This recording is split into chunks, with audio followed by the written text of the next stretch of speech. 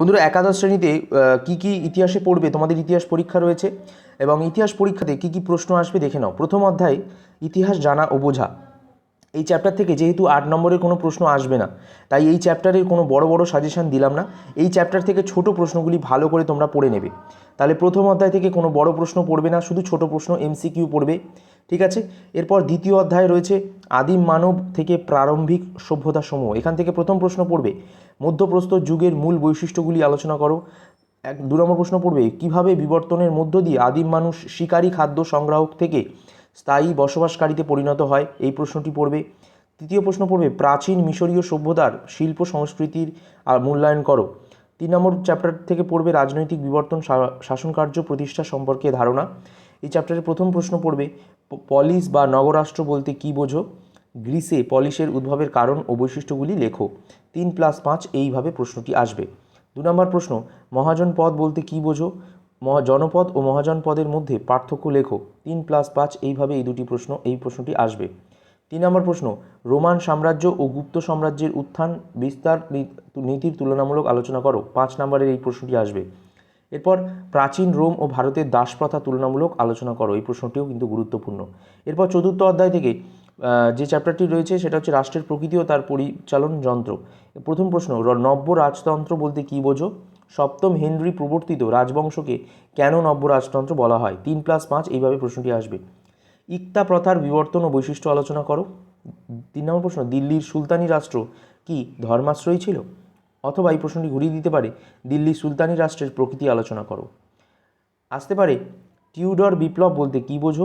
ইংল্যান্ডের শাসনতান্ত্রিক ব্যবস্থায় টমাস ক্রমওয়েলের অবদান লেখো। 3+5 এইভাবে প্রশ্নটি আসবে। পঞ্চম অধ্যায় অর্থনীতির বিভিন্ন দিক, এখান থেকে প্রথম প্রশ্ন আসবে ম্যানর ব্যবস্থা বলতে কী বোঝো, যেটি 3 নম্বর দেবে। সামন্ততন্ত্রের যুগে ম্যানর ব্যবস্থার বিভিন্ন বৈশিষ্ট্যগুলি লেখো। 3+5 এইভাবে প্রশ্নটি আসবে। 2 নম্বর প্রশ্ন গুপ্ত যুগে ভারতীয় উপমহাদেশে সামন্ততন্ত্রের উত্থানের পটভূমি আলোচনা করো। 3 নম্বর প্রশ্ন আসতে পারে মধ্যযুগের ইউরোপে গিল্ডের প্রতিষ্ঠার পশ্চাতে কারণগুলি উল্লেখ করো। ব্যবসা বাণিজ্যের উন্নতিতে গিল্ডের প্রধান কাজগুলি লেখো। 5+3 এই ভাগে প্রশ্ন আসবে। তো বন্ধুরা, এরপর আমরা ষষ্ঠ অধ্যায়ে চলে যাব। সেখানে গতিশীল সমাজ রয়েছে যে চ্যাপ্টারটি, সেখান থেকে প্রথম প্রশ্ন আসবে প্রাচীন ভারতে বর্ণপ্রথার বৈশিষ্ট্যগুলি লেখো। বর্ণ ও জাতি ধারণার মধ্যে পার্থক্য নিরূপণ করো। 5+3 আকারে প্রশ্নটি আসবে। অথবা এই প্রশ্নটিকে ঘুরিয়ে দিতে পারে প্রাচীন ভারতের বর্ণ ও জাতি প্রথা সম্পর্কে বিশদভাবে আলোচনা করো। 2 নম্বর প্রশ্ন রাজপুত জাতির উৎপত্তি এবং ভারতীয় জাতীয় জীবনে তাদের অবদান উল্লেখ করো। 3 নম্বর প্রশ্ন আসবে প্রাচীন ভারতের নারী শিক্ষার বর্ণনা দাও। 4 নম্বর প্রশ্ন আসবে প্রাচীন মিশরের নেফারতিতি ও ক্লিওপেট্রার কার্যাবলী পরিচয় দাও। 5 নম্বর প্রশ্ন আসবে ভারতের ইতিহাসের সুলতানা রাজিয়া ও নূরজাহানের অবদান সংক্ষেপে আলোচনা করো। সপ্তম অধ্যায় সেটা রয়েছে ধর্ম।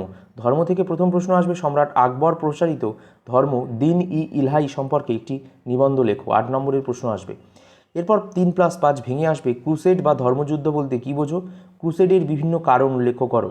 3 নম্বর প্রশ্ন আসবে খ্রিস্টপূর্ব 6ষ্ঠ শতকে প্রতিবাদী আন্দোলনের পটভূমি আলোচনা করো। এই প্রশ্নটা অবশ্যই তোমাদের পড়তে হবে। এরপর আসবে ইউরোপের ধর্ম সংস্কার আন্দোলনের কারণগুলি আলোচনা করো। আসবে ভারতের এই ধর্ম সংস্কার আন্দোলনে মার্টিন লুথারের অবদান আলোচনা করো। এছাড়া কিছু এক্সট্রা প্রশ্ন দিয়ে দিচ্ছি যেগুলো পড়ে যাবে। 1 নম্বর সম্রাট অশোকের ধম্ম বলতে কী বোঝো। তার সাথে আসবে অশোক ধর্ম প্রচারের উদ্দেশ্যে কি কি ব্যবস্থা নিয়েছিলেন। 5+3 আকারে এই প্রশ্নটি আসবে। এরপর 2 নম্বর প্রশ্ন প্রাচীন ভারতের নারীর সামাজিক অবস্থানের উপর একটি নিবন্ধ লেখো। 3 নম্বর প্রশ্ন আসবে এক্সট্রা প্রশ্নের ক্ষেত্রে 3 নম্বর প্রশ্ন আসবে সেটা হচ্ছে সামন্ততন্ত্র বলতে কী বোঝো। ইউরোপীয় সামন্ততন্ত্রের বিভিন্ন বৈশিষ্ট্যগুলি আলোচনা করো। এই যে কটি প্রশ্ন তোমাদের একাদশ শ্রেণীর জন্য দিলাম, এই কটি প্রশ্ন কিন্তু অবশ্যই পড়বে।